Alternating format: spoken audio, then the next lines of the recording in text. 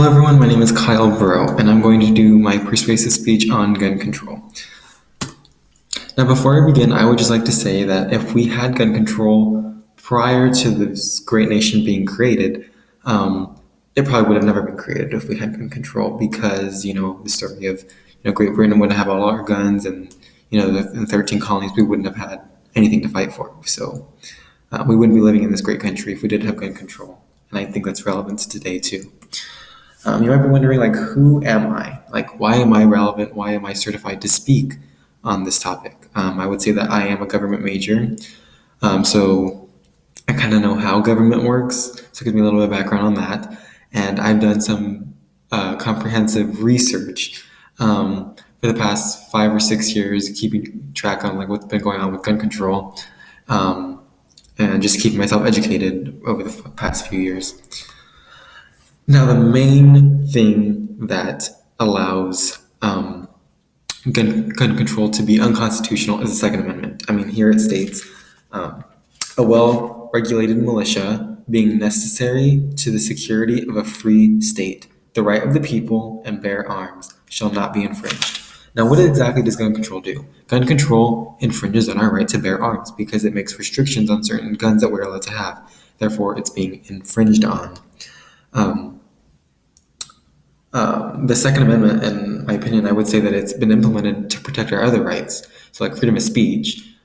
If the government decides, people don't need freedom of speech, that's what Second Amendment is implemented for. So we have the right to fight. And if we give up the Second Amendment, then we forfeit our right to fight our government if we wanted to, if we feel that they're being destructive.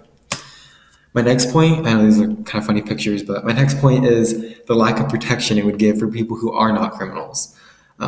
Because a lot of criminals actually don't get their guns through retail stores, so it's not really affecting criminals as far as gun control. Here, a 2016 Obama administration study showed that 10% of criminals get them from retail stores, meaning legally, but 90% of criminals get them some illegal way, so meaning they get them through illegal underground sales, or they get them through, or they borrow them from family or friends, or they simply just steal the guns. And this is from the NRA, so very credible on that. It also goes into the idea that background checks are therefore not effective then, because background checks, they would prevent a criminal from doing a shooting. But if someone like myself doesn't have a criminal history background at all, and I go and obtain a gun to commit a crime, that's not stopping. The background check doesn't stop me or someone who's not a criminal, who's never done a shooting, who doesn't have a criminal record from committing a mass shooting or killing someone, committing a crime. My next point is that guns are not the issue when it comes to crime. In fact, it has to do with poverty and despair. Because in a study, it showed that just by them repainting the streets and cleaning up picking up all the trash in a community, it brought down the crime rate tremendously. So it had nothing to do with the access to guns or the amount of guns in the area. It had to do with how people's surroundings affect their behavior. So it's not guns, it's the people and their behavior with their surroundings. Now, my next point is I want to debunk the argument that guns lead to mass shootings. We've seen that here, Pew Research, that 50% of gun deaths are by suicide. So 50%, that's already debunks the myth that guns or mass shootings are the majority of gun deaths. And we're actually the only country that counts suicide by gun as a gun death. That's why when you look at compare us to other countries, we seem like we have so many gun deaths. It's because that we have put suicide in that account, and actually 37% of guns are from one person killing another person. So that's a gang violence issue. That's nothing to do with mass shootings, which is mainly why people want gun control, but that's not what the issue is.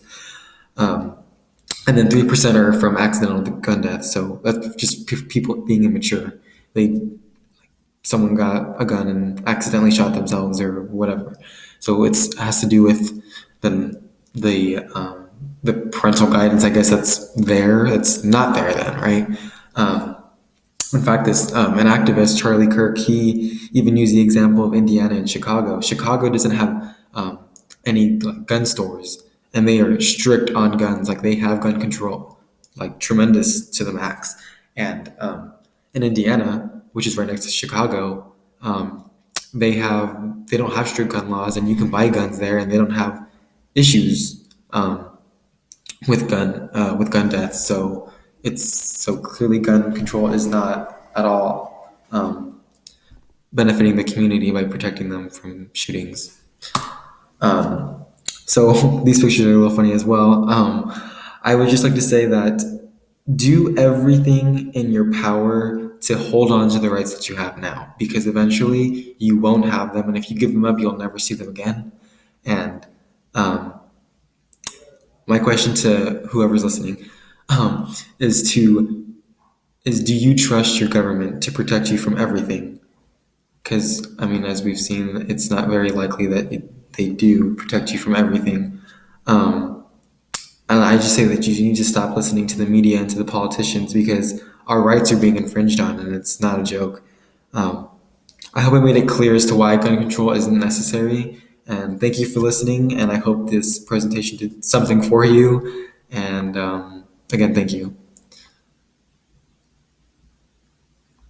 Oops.